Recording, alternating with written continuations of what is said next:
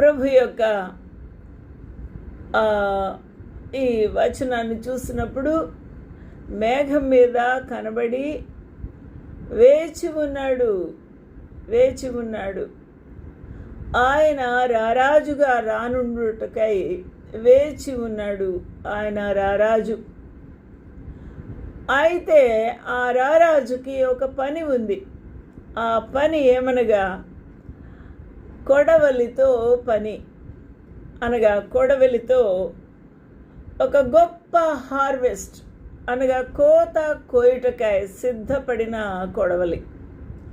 అది ప్రభు యొక్క హస్తములో చూస్తూ ఉన్నాం.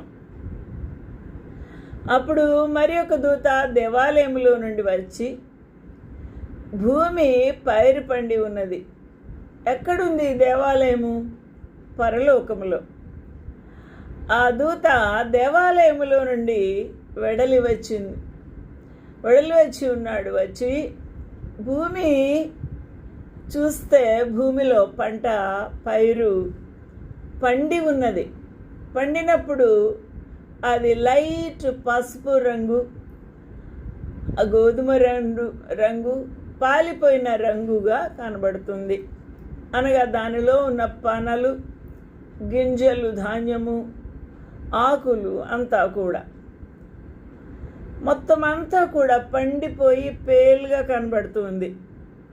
కాబట్టి భూమి పైరు పండి ఉన్నదని రైతు గ్రహిస్తాడు.